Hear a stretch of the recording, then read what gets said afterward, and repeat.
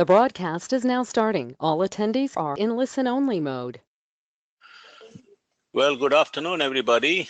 This is Krishna Vedula from IUCE, and we're really excited to have this series of webinars by MathWorks. And it's as you can see, we have emailed you the 6 webinars that are going to happen one every month for the next 6 months. And we leading off the series is Dr. Souvik Chatterjee.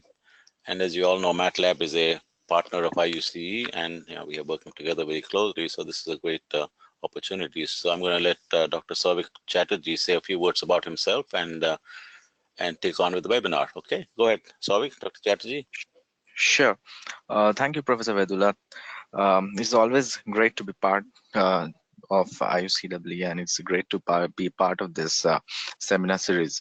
So as Professor mentioned, we're doing this 6 series of seminars on different topics. And the first one I'll be talking about. So my name is Souvik Chatterjee, and we work in this group in MathWorks India, where our role is to work with the educational society in India. So we work with academics from different institutes, and both in curriculum and research. So how we can help in curriculum, research, and different ways to integrate MATLAB, Simulink, Simscape in curriculums and also in research. My background has been in mechanical engineering, so I've done my undergraduate in mechanical, and then master's PhD in different forms of mechanical and biomedical engineering, basically. Finally, I did a postdoc from University of Illinois Chicago on mechanical related domain. And one of the things that I've been attached with is using computational thinking on different kinds of research and curriculum. So for example, how do we teach things more interactively so that students get more aware of the things in a more practical way, so that they get not only the knowledge about the equations, but how does the equation work in the physical world. So that's what I'm going to talk about today. And then we'll take this forward in the different other seminars that we have in the series. So as the title suggests, is integrating computational thinking. And then we'll talk about how do we do that in curriculum using MATLAB. So in terms of computational thinking, the first question comes up: what is computational thinking? So in general, if you think of computational thinking, there are 4 aspects to it. We call it decomposition, as you can see on the left. Call it decomposition, pattern recognition, abstraction, and algorithm. Now, if we think of it in a kind of a broader aspect, this is nothing very complicated. It's like the way we address any problem in everyday world. In layman term, if we think of it in non-technical term, we can just say planning, learning, and scheduling. We plan something, we learn, we improve ourselves, and we do as per the plan. So that's what basically we do. Now, if you think of an everyday life, there are loads of uncertainties, right? So when we have uncertainties, how do we deal with them? So for example, let's take the example of when, say, for example, we are going for a tour somewhere. So we need to pack our bags. And when we are packing our bags, we need to make sure that we are taking everything we need for the outing. So then what we do is we think of, say, for example, it's a 5-day tour. Then we think of what are the things we are going to do in those 5 days. And then accordingly, we take the things we need. If we don't have something, then we go to the shop and buy that thing, or order in Amazon if that is faster. So we decide based on what is required. So you can think like how we are thinking. We're thinking that if we need this, we will do this, else we'll do this. So that's some kind of an algorithm we are thinking in our brain. And that is something we need to develop in different ways. And that's what helps us in doing computational thinking. Say, for example, we came out of the house and we found that at the end of the day, we couldn't find, say, our mobile phone or something. Then what do? We retrace our steps, right? We think like what we have done, where are the places we have been to, and then we decide where can I have left my mobile phone. So this is again some kind of a logical thinking.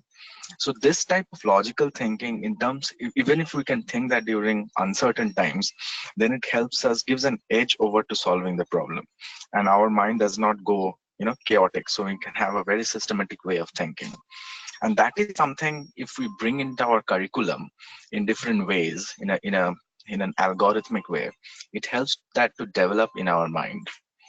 And how do we do that in a more structured way, so that when we teach students during the first, second, third, fourth year, the students get to develop this throughout the curriculum.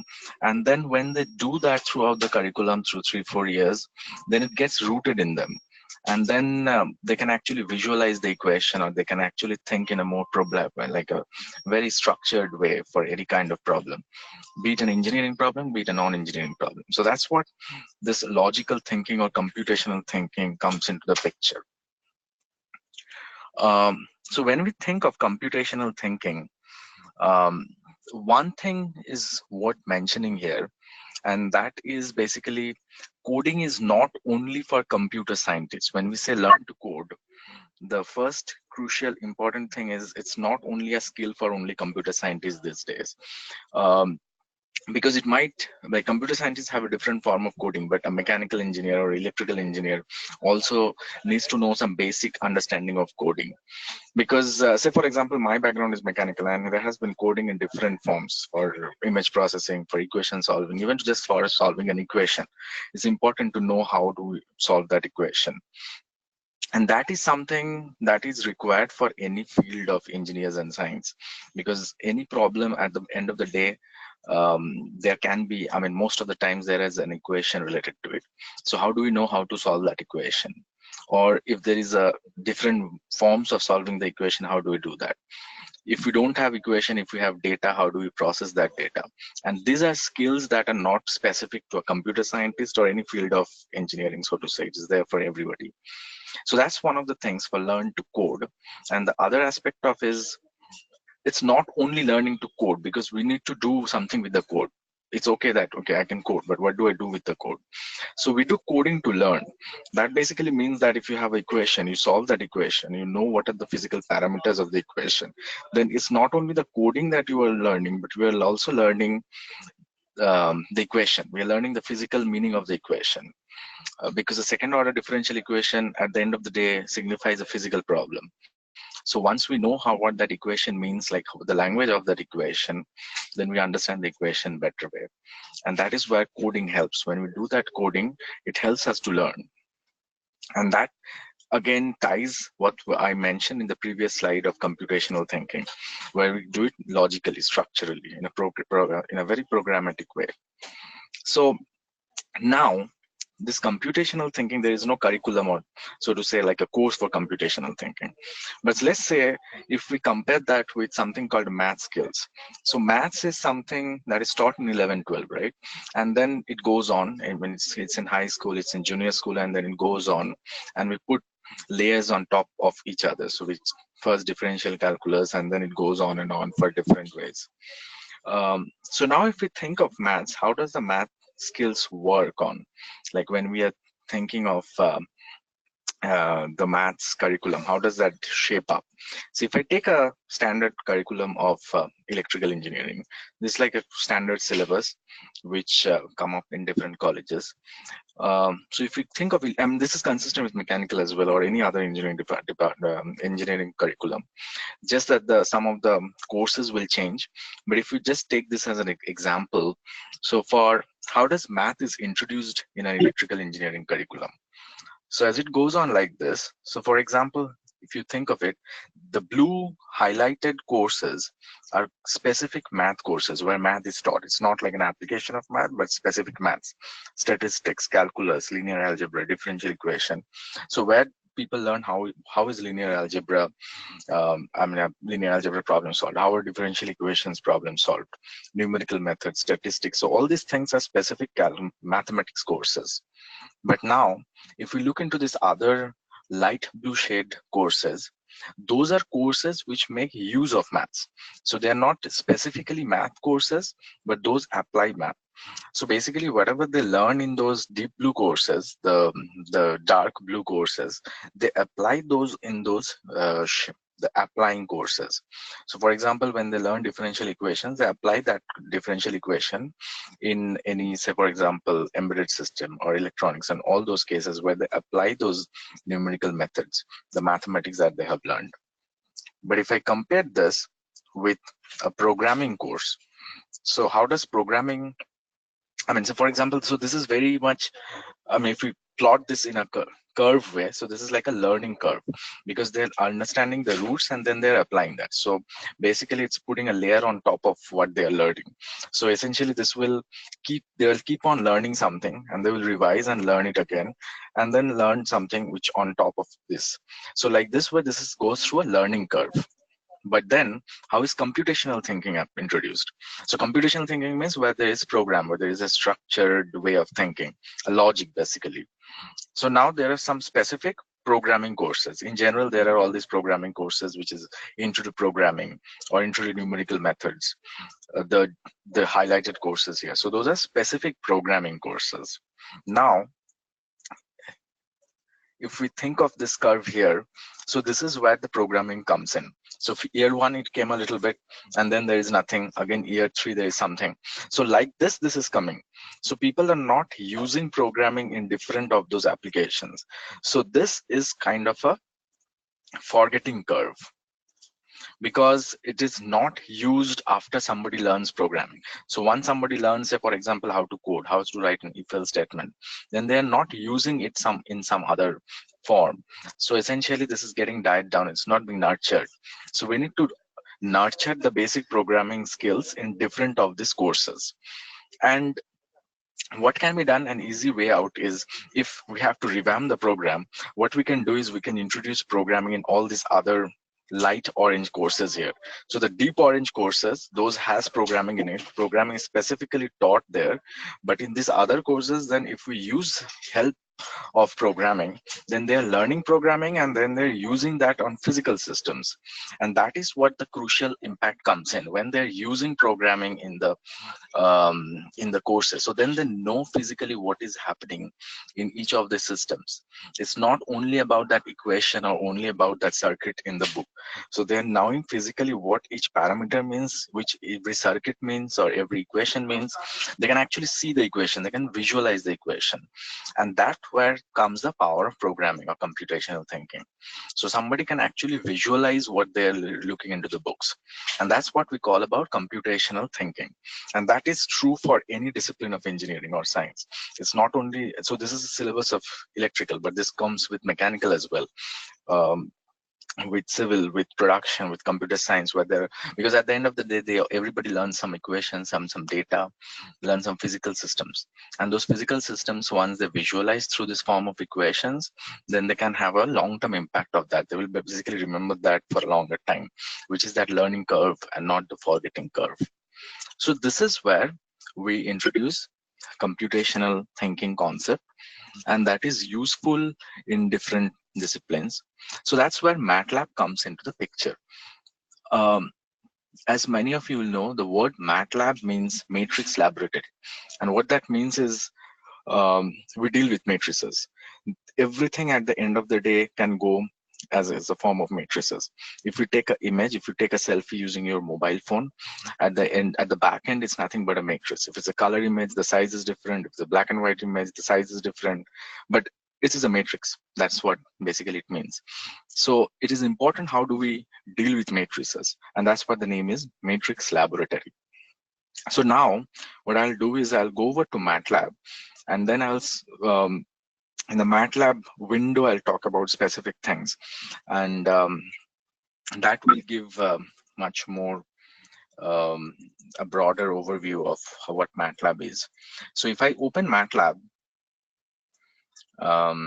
this is how the MATLAB platform looks like. Like if you open up MATLAB, this is how MATLAB will look like. There's something called command window. There are multiple other things. And then this is basically the place where we can write something, say equal to 1, b equals to 2, c equals to a plus b, and then it gives us a solution. So this is where we write whatever we want to do. And then it's any kind of symbol, any kind of calculations, all these things we can do here. So this is something called command window. And whatever the variables came up, those get saved here in this workspace, A, B, C. If I click on it, I can see what A is. If I click on B, I can see what B is. So like that, we can see each variable. And this is consistent not only for values. Say, for example, if I want to create a matrix, if I write something like this, so you can create this 2 by 3 matrix. It's pretty easy to do. We don't have to do a lot of things. We can just write like this, and we can see the space means it's going to a different column. And if I give a semicolon, it goes through a different row. So like this, we can create a matrix, any size of matrix. And again, if I click on this variable A, I can see what A is in the workspace. So like this, you can create. Souvik, your audio has become a little bit different for some reason. How you moving around? Oh, sorry. Yeah, Oh, there you I'm go. here. Yeah. Okay. Okay. Probably the headset just. Yeah. And my screen is visible, right? Yeah. Everything is visible. No problem. Yeah. Okay. Thank you, sir. Okay. So this is where we do any kind of computing calculations, all these things, and we can clear this workspace just to make this a little more clearer. So like this, we can write stuff here. And so what we will do is we'll see how these things we can navigate through this environment and how that helps in any form of calculations and solving equations, solving systems. So say, for example, multiple things come up during our undergraduate curriculum or graduate curriculum, which needs to be, if it's coded, it makes very sense in terms of physical understanding. So one of them is simple differentiation integration. So say, for example, if I use the symbolic toolbox, there's something called symbolic toolbox, but we don't have to do anything very complicated. We can just write sims xt, which means we are defining a variable x, and x is nothing but a function of time. So now what if I do this, then we can say what x is as a function of time is. I can just write x equal to say 3 times t square plus t cube. So if I just write this, we define x as a function of time. And then if I say diff of x, what it is doing, it is giving me a derivative of x with respect to time. So like this, you can do any symbolic operations, which can be derivation, integration. So for example, in every kinds of curriculum, when these things come up, this will come up at some point of time where there will be a differential equation, partial differential equation. It is always good to have this in this program, and how that helps will come to that. So if students have this knack of just putting that thing in a code format, in a program format, then they can do these differentiations, and then they can plot that, they can visualize that. There is where the help of we can do this computing, and that helps in different forms. So now in this MATLAB window, there are multiple things coming up. So basically in this, throughout this entire 6 lecture series, we'll go through multiple aspects of it. And what we will come across is different types of problems which we can solve here. And all of them have a program, like a computational way of approach of that problem. Once we break that problem down to what are the variables, what is the differential equation, how do we solve that thing. So in doing that, there are multiple things here. So if I go to this home, there's something called new script. So new script is where we write codes. And this has been the traditional way of form where we save our programs, our MATLAB codes and things like that. I'll introduce something else. So here we write the code, same things which we can do in the command window, we can do here. I'll introduce something else which is very useful for teaching, and that is something called the live editor. So this is what the live editor looks like. And how do we get to this? If I go to this home, there's something called new live script. So if I go to this new live script, this is what opens up. And notice the extension of the file here. This is called .mlx. Now, what is the concept of this live editor? The concept of live editor is, you can think of it like a Word document where we have writings, texts, and all these things. And also we have MATLAB codes. So for example, this one. So if I take this example, I'll run through this example. So this heading, this is just a heading. This is normal heading, a title. So we have written it as a text, so it's not a code. And then we have these forms. This is MATLAB codes. So we can shuffle between code format and text format. And then we can save it as a PDF, share it as a PDF. So it becomes something as an end product where you have figure, like texts and also MATLAB codes, and everything comes together in one page which can be shared as a PDF. So this is a very good thing for a lab report or something coming up as a end product which can be shared. So if we take this example is something of the spring mass damper system, which is nothing but a second order differential equation. And now second order differential equation, as we know, is not restricted to any particular system. It is there for multiple different systems. We can think of a system in any field like electrical, mechanical, civil. This is a which can be a second order differential equation. Now, what do we do with this? So for example, we have just imported this image. Like, you know, in Word documents, we can import images, we can import this image. It's like a copy paste thing.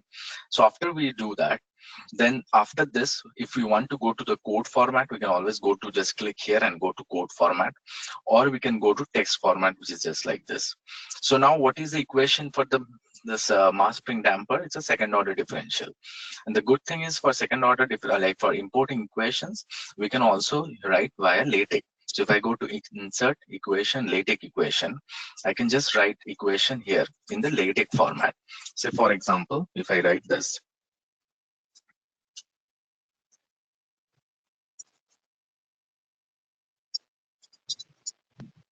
if I write something like this, what you can see the preview at the bottom that the equation is coming up here.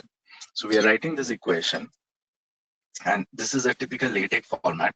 The good thing is the live editor accepts any LaTeX format. So you know, LaTeX are pretty good in terms of writing equations. So if we write that, this is like an equation. This is not an equation in code format, but just an equation. So we write this equation because this is the equation we need to solve for mass spring damper, typical second order differential equation. Now if I go here to the code format, so you all know now what is sims here. Sims xt means we are defining x as a function of time. So after we do the x as a function of time, diff is nothing but getting the derivative. So when I say diff of x, this is taking the x dot. So this term, right, x dot. So x dot, we are just putting it as a variable dx. So this is like, if we have to solve this equation, if we think it in a computational way, what do we need? We basically put the steps we need to solve this equation. The first step is defining this as a symbol. The second step is defining a variable, which is a derivative. So we say diff. If say, for example, if it would have been a partial differential equation and there was another variable, we can just say x comma and then the variable against which we want the derivative. So like this, we can scale up to different forms. So after that, we define what is our variables. So like m equals to 1, say k equals to 1, c equals to 1. We can define it in different forms also. So now the good thing is we can run only this section. If I run only this section, if I go to this live editor, I can click run on section. So that means only this section is running. And when I say run this section, it is only running the code part. So the text thing, this equation, these things are just for us to visualize. And now the semicolon is basically when we put the semicolon, the solution is suppressed, right? So if I want to see the solution, I can see, if I say run section, say I see c equals to 1 here. So I see the output on the right itself. So we don't have to go to another window. So this is a good form where we can do some teachings in this window, where the students can see the theory, the equation, the physical system, and then the coding. So everything comes in one area. And then we see in the output on the right. So now, after we are done with, say, the first section, the second section is this. And how do we do sections, like breaking the section? Say, for example, this is the ordinary differential equation. So after that, if I want a section break, I can just click here and put section break. And then we separate the sections. So now this is the ordinary differential equation. And how do we define the ordinary differential equation? We just name it as a variable ODE, which is nothing but m times diff of x comma t comma 2, which means I'm taking a derivative of x with respect to t, and the order of the derivative is 2. So you see that mx double dot, that means a derivative of second order. So that's what we are doing, diff of x comma t comma 2. So if it would have been a partial differential equation, we can just replace the variable with a different variable here. And then we say c times dx, because dx we have already defined here. So c equals dx is diff of x. That means this term is nothing but cx dot. And finally kx, which is the third term. And now what we, so you can relate what the physical equation is and the coding is. It's not much different. We're just defining the equation. And we're putting the equation assigning to this variable called ODE. And this double equal to is basically called comparing, where we are just making it uh, 0. So this is like, so this is assigning. So in ODE, we are assigning the entire equation. And the entire equation consists of an equal to 0 part. This is what this means, this double equal to 0. So basically this entire thing, m times diff plus c times dx plus kx equals to 0 is the end equation. So that's why we use the double equal to make it a different thing than assigning the system. So the system is assigned, the equation is assigned to ODE. And now if it was a forced vibration, we'll just add the forcing term here instead of 0. Instead of writing 0, we'll write some 5 sine omega t or whatever be the forcing term is. So once that is done, and see how easy I can just change this from a text mode to a, so if I just go for a text mode, this becomes like this, and I can write here ordinary differential equation, which basically means this is a text form. So it is not a code mode. So that's why we don't see that highlighted box here. So now I can run only this part, which basically means the equation will be stored in ODE. So if you have a second order differential equation, we always need two boundary conditions or initial conditions if it's a time dependent problem. So this is where we define the initial conditions. So condition 1 is x0. Again, very intuitive. X0 means x at time equal to 0. And we are putting that to be equals to 0. And dx means diff of x, which means x dot, the first derivative. So dx0 is double equal to 1. So these are the two initial conditions. And again, we can just shuffle between text mode here. We can just go for text mode and write boundary conditions. So that helps us in keeping a tab on what we are doing. And that also gives the students an edge when they want to see what things are. So these are the two boundary conditions. And finally, this is nothing much to do. We are just putting the two conditions, two boundary conditions in one matrix. We put them like side by side, which means different columns. And then we use the command called dsolve for solving this. So dsolve is when we solve a differential equation in an analytical way. And that means we get a closed form solution of y as a function of time. So now if I run this part, because we have run the ordinary differential equation, we just ran the boundary conditions. And then if I run the dsolve part, what happens is we are solving the differential equation given the boundary conditions analytically. That's why we use the term dsolve.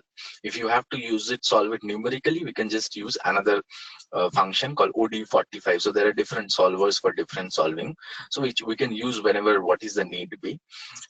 In general, if you have a closed form solution, we can solve it analytically, and then we can use dsolve. And then we get this output. So you can see the output on the right? On the output, we can see ysol is this function where we get the actual function. And then if I give a variable range, so this means that ti, the time starts from 0. So this ti equal to 0 to 0.1 colon 100. That means time starts from 0, goes in increment of 0.1 and goes till 100. So if I give this time and then plot this, so plot, the first variable is x, the second variable is y. So if I plot this, we get this our curve. You know, since m equal to 1, c equal to 1, k equal to 1, this is basically a critically damped situation. That's why we see one oscillation. But if I just make it, say, for example, if I make the damping 0 and I run the entire thing, so we see on the output is very as it should be, all oscillations, no damping. If I give some values of damping and then run the entire thing, we can see how the damping is happening. So this gives a very intuitive way to model a differential equation and then see the output. So now somebody can realize what is the effect of damping, what is critical damping, what is under damping, over damping. So this things becomes very intuitive to see. And that is what the beauty of a computational thing or program comes at the end. So, and this is live editor where we see everything. We have text, we have codes and the output. And then if I go for save, there is an export to PDF option as well. And then we can save the entire thing as a PDF. So this is about live editor and just solving equations. We'll proceed to some other things. In the meantime, we can just break for a minute and see if there is any question at this point of time. Okay, thanks, Savik. Just let Thank you. just audience, audience, if this is very revealing. I mean, I'm learning a lot about MATLAB myself. I'm not a MATLAB user myself. It's great, a very Right. simple, systematic way of Yeah. approaching it. So Mhm. please send us questions. Some of you may be more advanced users, some of it might be early users, but send us some Mhm. questions and comments that we can talk about. Okay, which of the toolboxes are mandatory? That's one question that's coming up. Okay, so what we have done here is we have used basic MATLAB and then we have used symbolic toolbox, because when you want to define something and take a derivative, whenever we are defining the sims xt, which means we are using the symbolic toolbox. So symbolic toolbox is there, and then the PDE toolbox, the partial differential equation, which takes care of the ODE differentiation. So that is for here, but it depends on what the use is. Different toolboxes are used for different purposes. So if you have any specific requirements, then you can always ask us which problem we're trying to solve, and then we'll suggest which toolbox is needed. Mhm. That Okay. helps. Mhm. Good. Yeah. Any other questions? Keep them coming. I don't have any more right now, so you can go ahead, Savik. Yeah. Yeah. Okay, thank you, sir. So like just what I mentioned now. So if you think of this, so every physics in first year, second year, where there is a physics problem or any math problem where we have the differential equations, we have the differential equation, and then the solution looks like this. And when we write the equation, write the boundary conditions, we get a closed form solution. We are basically decomposing the problem, the physical problem. When we take a physical problem, we write the free body diagram, we take the forces, and then put the problem in terms of mathematics. And that's what we did here. Decompose the problem, get the parameters, and then do it in an algorithmic style. So if you have to do that in a kind of a MATLAB friendly way, this is what we have done. We have done for a mass spring damper. This is also second order equation. So we just define the equations, define the boundary conditions, and then solve it.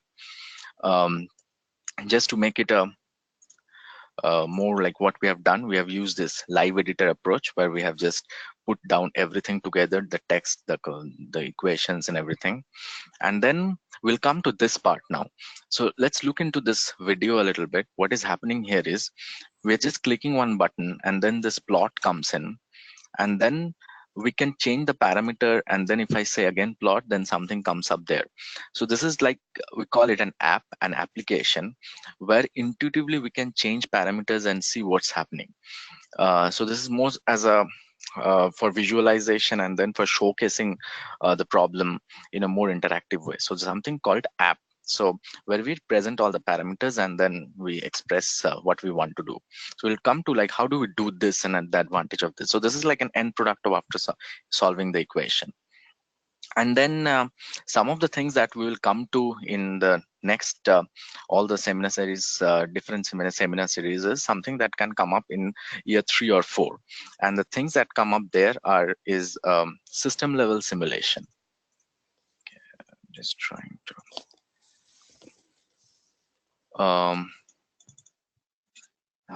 somehow this thing has got stuck. I'm just trying to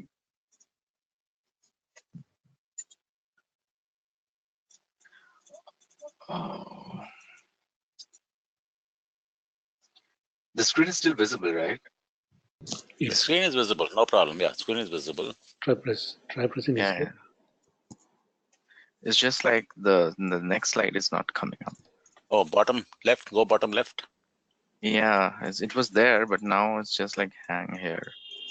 Okay, so we'll make you. We'll make you It will come back. go back. We'll make We'll you. just switch to the center animation. It'll come back. What we- Sure.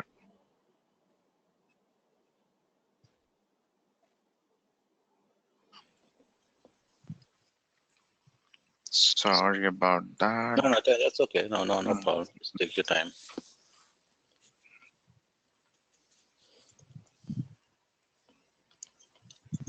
So I'm clicking on show my screen, right? Yeah, right. Is it there? I'll take back the screen and give it back to you again. Why don't we do that? Okay, sure. Yeah, I'll make maths at the presenter and then give it back to you. So that might jolt things a little bit. Okay, I'm Mm-hmm. going to make you presenter again. Okay, now click show my screen. Sure. Yeah, now it's good. Yeah, now we're back. Yeah, now I can. Yeah, now it's working good. Yeah. So the screen is visible now, right? Yeah. Okay, thank you, sir. So if we think of a system level approach, so here, so if we have to model something like this, it can start with equation based or data based, but at the end of the day, we need to program this entire system. And that is where this kind of algorithmic approach helps, because it also helps to scale up, because we can do multiple systems together and then combine them to make a kind of system level design. And so all these systems have different things combined, which is finally happening, making this happen. And then to know all these things, they have to build up on top of something like a second order differential equation or modeling that. So all these things helps to so for modeling all these things, and this is like the environment, like a one-stop environment where we can model all these things. And these things will come up in future seminar series as part of this seminar series. So now coming back to what we discussed about this computational thinking. So this is in different ways we can integrate programming in the course, right? So if you have the second order differential equation and we learn to how to model that, how to get the suspension system or the physics problem, then basically we are using this programming in a physics course or a calculus course or vibration course. And then after using in those courses, it helps us to know programming and also that domain knowledge. And so I'll put this links in the for that. I mean, the links are there, so we can always I'll put all these links to different things in the panel later on, so that everybody can access this. The other thing what we'll talk about is if we go for MATLAB. In MATLAB, so how do we do that app, in the app where we can change a parameter and see this physical meaning of every parameter? So here, if we go to new, there's something called app. So if I go there, it gets to a platform called App Designer. And App Designer is something even if somebody is not a coder, they can make an app so that they can programmatically think of any parameter. So for example, I'll start with something very simple. If I want to make a calculator, I can take like this from here. If I want to just make z equal to x plus y, so I need three things. I need a z, I need a x, and I need a y, right? So what we can do is I can just drag this thing from this left field to the right field, and I can double click them and just say what our variable is. So what I'm doing is x, y, and z. So that means like there are three variables, right? And then if I go from design view to code view, you can see that all these codes are automatically generated. So somebody does not need to write a code to make this app. We will just do the writing the code in the part where it is required. The rest it does automatically. So now what I need is I need a plus button where the addition will take place. So if I take this button, so this button, I need to program it in such that if I press this button, it will do the addition. So that's like a simple calculator for addition.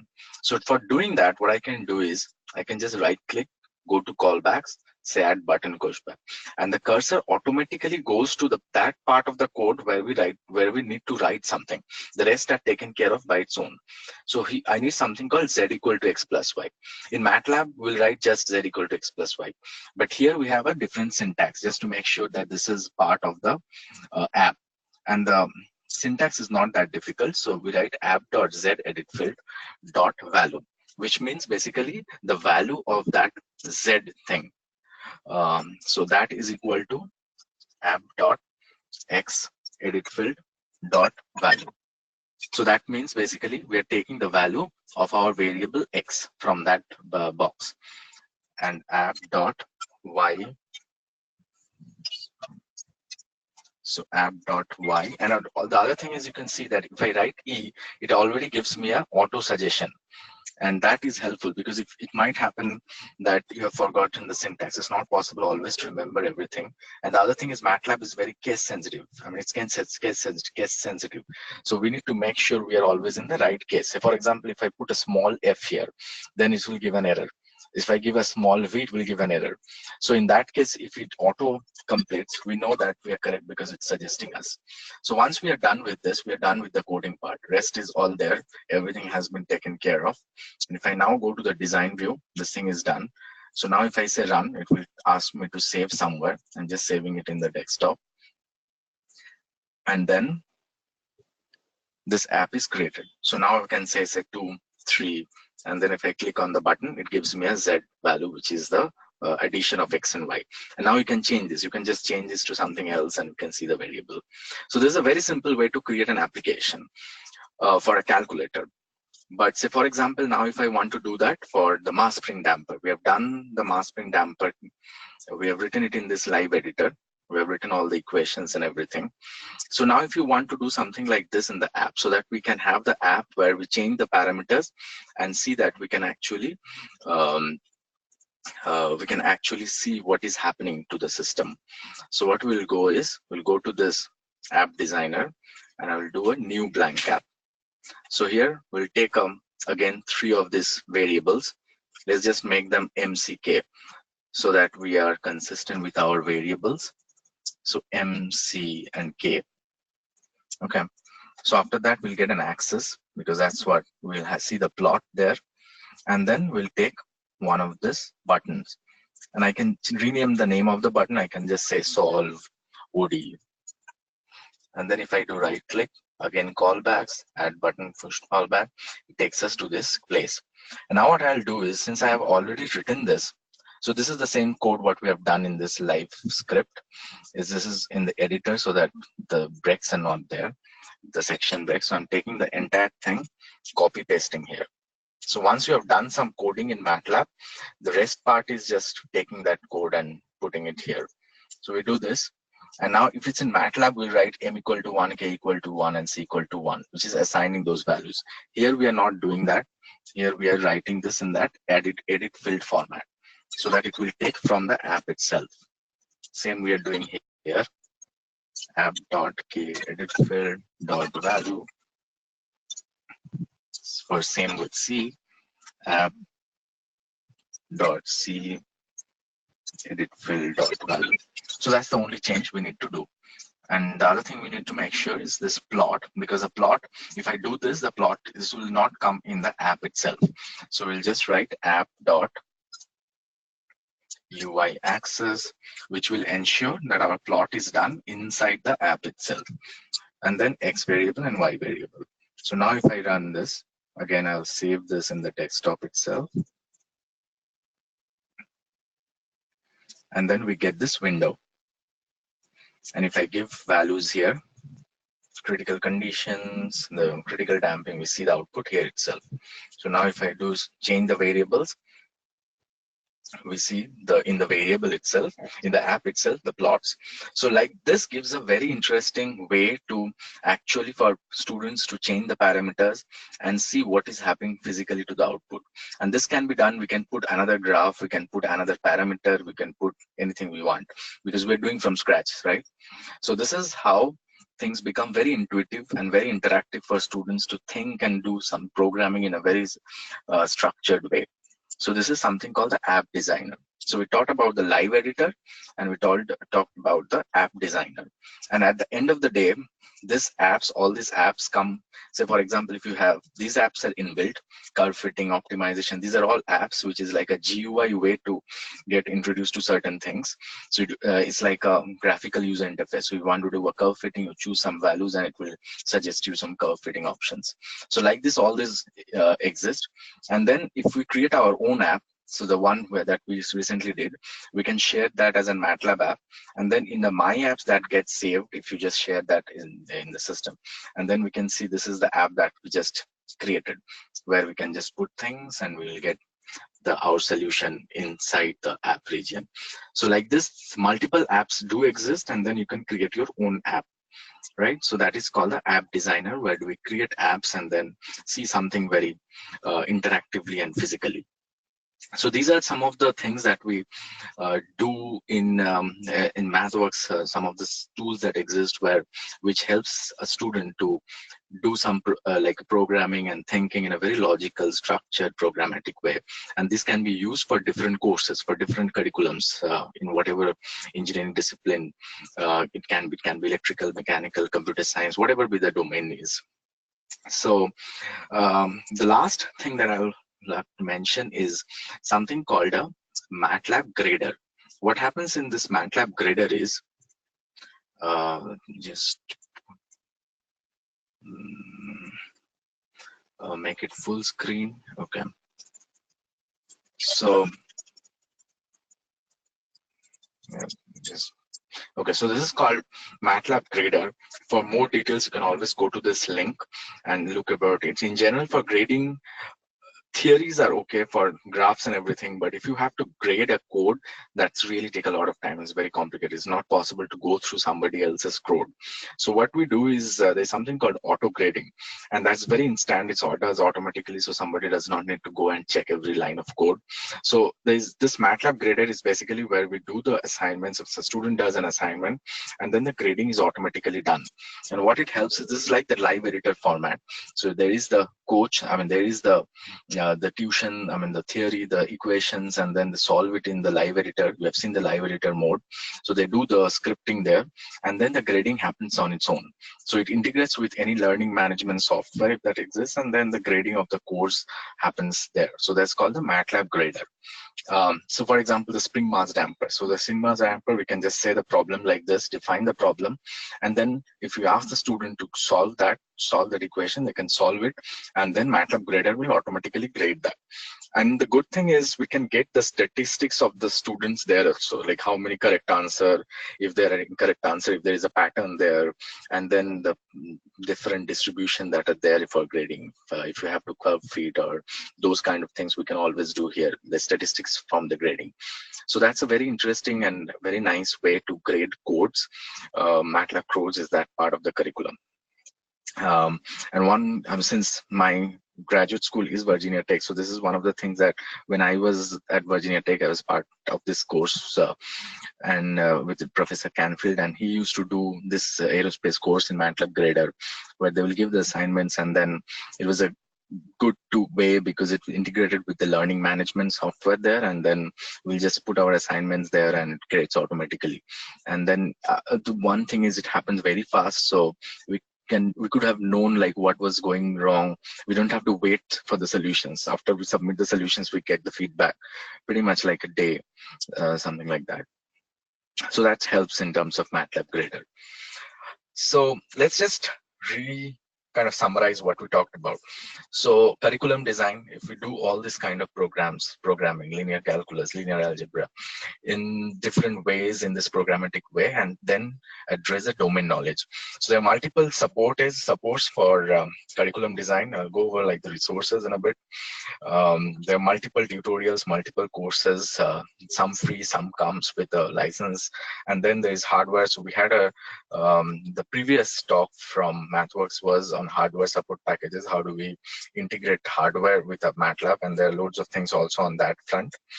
Student engagement, live editor is a very interactive programming, as you can see. So if somebody is not a computer scientist or like a code person, and then they can do it in a very interactive ways for the apps and those things, so that they can get a feel of the physical problem. The app designer, there's MATLAB online, MATLAB mobile. I'll talk about that in a bit. And then MATLAB grader and all these things. And there are supports for online education like NPTEL courses. We help to create those curriculums as well. Live editor, that's what we discussed in the Mass Spring Damper today. This live editor approach where we have this is like a video to show the same thing, where we have the different sections, we have text, and then we can import everything as a PDF as well. App designer, we talked about this as well, and it can go for any kind of system. It doesn't matter what the physical system is, we can create an app to get this thing done. If there is shortage on computing power, we can go to MATLAB online. So everything that we can do in MATLAB, we can do in MATLAB online. If you go to drive.matlab.com or matlab.mathworks.com in this link, we can see how the MATLAB the MATLAB window basically opening in the cloud, in the browser. So as with everything, like for good knowledge, we need a high-speed internet connection. Also with a high-speed internet connection, we can run MATLAB. So that's what we can do in MATLAB online. We just sign up with the MathWorks ID, and then you can use everything happens in the drive, so you don't need to have installed in the system. So this works. I mean, not everything, but certain things. As MATLAB Drive. I'll just share the resources. If you want to get started, there's something called MATLAB on-ramp. If you just search MATLAB on-ramp, we'll go to a self-paced tutorial. It's like a 2-hour course where it will give hands-on training on MATLAB. Similarly, there's Simulink on-ramp that requires a 2018 download of MATLAB or higher. If you are into deep learning, machine learning, there's something called deep learning on-ramp. These are all self-paced and runs in the browser, deep learning on-ramp and MATLAB on-ramp. So you can just go in and do this course to get started with these things. So these 3 courses are free, and that does not need anything. Anybody can get started. So you can always get started. So for example, if you're for the next course, before the next webinar, it will be great if you can just complete MATLAB on-ramp, then it helps to get started with other applications. Some other courses, there is symbolic math. We did a little bit of differentiation, but there are loads to it. Non-linear equations or differential equations. All these courses are there. So if you are interested, you can go through them. The resources for everything, the matlabacademy.mathworks.com is the website where you can get all these things in more details. Just before we address more questions, the other seminar series that's coming up in this series, we did the integration, computation, thinking, and interactive learning today. We have the rest of them coming in this order, and we'll get notified about that. I'll end up with my contact. So my email ID is schatter@mathworks.com. Feel free to just reach out for any kind of help, any technical engagements or anything that you need, any curriculum research, anything else. And I'll just mention about the mini drone competition that's coming up in Bangalore. So if anybody is interested, feel free to just, you can get to know more through this area. You can just give a search of MathWorks mini drone competition, or you can just reach out to us if you have any other questions on that. For now, if you have any questions, I'll be happy to answer them. Okay. Thank you so much. Fantastic. Thank you, Dr. Chatterjee. This has been a very, very, you make a very good teacher, actually, because you did an excellent job of explaining everything in nice, in a nice way. And I think people have really benefited from it. I have myself, actually, because I've not been exposed to these things very much. I'm a materials engineer, material scientist, and I haven't used much myself. Okay. But I know that in the United States, the emphasis is on, as a dean and the department head and all that, we encourage MATLAB to be used all the way from the first year, itself. I think in India it's a little less common, and I think what you have shown is that that's a way that all colleges should think about using MATLAB right from the first year as a tool, just like anything else, just like a calculator. Like a calculator, yeah. They need to use MATLAB as a tool for anything, or so many different courses, and you did a great job of that. I have a couple of questions, and I'll just read through them, and maybe you can react to them as I go along. Can we use MATLAB to process remote sensing images? That is a question from Harish. Sure, Harish. Yeah. So again, it requires multiple toolboxes, but if I'm understanding correctly, it's like images which are sensed remotely, real-time processing of those images, right? So in that case, so we use something called the image processing toolbox, and it has a way of integrating with the cloud and those things as well. So we can do remotely multiple kinds of image processing. Depends on, again, specifics, like what kind specific problem that needs to be solved. But yes, there is a way to solve image processing remotely. Yeah. Okay, next question. So you can reach out. I mean, Harish, you can reach out specifically if you have, just send an email on specific problem, and then we can discuss more. Yeah, absolutely. I think we can make this a series of webinars as a kind of an integrated course. So you can keep in touch. Everybody, all of you join. Hopefully, we'll join all the others also. Keep the questions coming, and then we'll if you send it to me or Sridhar or even directly to Dr. Chatterjee, if we get it, then we'll forward it to Dr. Chatterjee. Okay. So the next comment is from Satya. Solar and wind power hybrid systems to be modeled in MATLAB. You want to comment on that? Sure. Yes. So so if you use Simulink and then Simscape, we'll cover those things also in the next some seminar series. In part of this seminar series, only in the next third talk or something in Simulink, where it will be how do we model a system. So for example, if you have a hybrid system with solar, wind, and also say power from the grid, then we have models in something called SimScape. And SimScape is basically a component level design approach. So say for example, here we are modeling the equation, and then in SimScape we have a mass, we have a spring, we have a damper, so the components exist. Similarly, if you want to model a combine a wind and solar, so we have models for solar, we have models for components for solar or wind, and we can take them, combine them, and then say for example use an optimization algorithm as well to optimize the amount of power we take from grid, so that we use fossil like electric and solar to the extent possible. So all those extent the modules exist in SimScape, which is a version of like a kind of a higher level version of Simulink, and then it helps us to model all the systems there.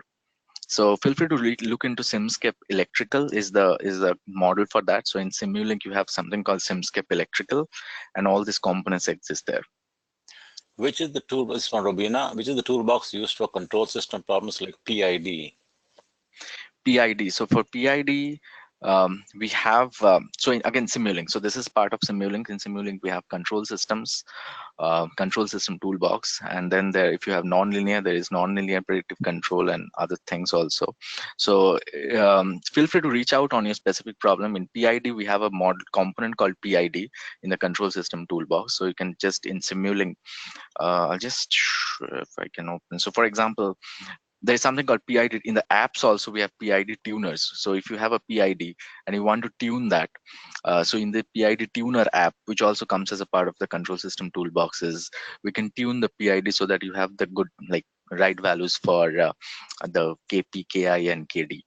And in Simulink, all this like a PID exists as a block, so you can just take this as a block and model your system. So, yeah, so for control system, this is like a 2-go thing for modeling this PID controllers and all. Yes. From Archana, it's about question about medical image processing. Can be helpful for that. Yes. So we have, I mean, in terms of customers, Pathwas, many of customers use medical image processing as for medical image processing. So I mean, if it is in the use of machine learning, deep learning area where you want to process images and then train them, so that is also possible. But if you want to do only processing, that is also processed. So the toolbox is image processing toolbox, and there are multiple things that can be done in that area. I mean, reading an image is very easy in MATLAB. You can just use a command called imread, IMREAD, and then read that image. And then you can do it in batches, because if you have loads of images, you can do it in batches. If you are running low on memory, we can use the parallel computing toolbox, something which uses all the cores of the computer so that you can process all the images. So yes, definitely we can do all kinds of processing to images using these options. Great. So we're running out of time. I'll ask a couple of questions Yeah. and then we'll end. But I think we have about 80 people here. So it's been a good group that has joined, and they've stayed till the end. Normally some people leave if it's not really interesting, but they obviously have stayed till the end. So I would encourage all 80 of you, and even more of your friends who have not joined, to come in for the next and so on. And if somebody joins the second or third or fourth but wants to review the first one, the recording will be there, and we'll put it on our website so you can see the recording of the first one, because sometimes you might need to review the first one so you can get a better understanding for the second or third maybe. But so just join these things and view the recording if you happen to miss it, and that way you get a continuous compact, solid foundation in MATLAB. There's one question about are there MATLAB certification courses by which students can or professionals can get the certificate to use with jobs? Yes, so there are different forms of courses. I mean, you can always do this on-ramp and all these courses, and there is a certificate at the end. But there are also certified courses, so that requires a little bit of more advanced exams and things, but those options are also there. So if anybody is interested, feel free to get in touch with us. Those kind of certification courses are always there. Yes. Great. So let us stop at that point, and thank you very much, Sauvik Chatterjee. This was a very enlightening webinar. And who the next ones? Are you also going to do the other ones, or somebody else will do? What is how does this work? So yes, for the next one, which is the basic statistics, I'll do it. Yeah, I'll be there for the next one on statistics. Okay, and then we have people after that. Yeah. So all the talks will be given by basically our group in MathWorks who work with Sure. the education community here. So Excellent. that's why. Yeah. Very nice. So thank you very much, and we'll log off here. And Thank you, everybody Vasily. keep in touch. If you have questions, just email us. Okay. Jai Ho. Sure. Bye. Thank you.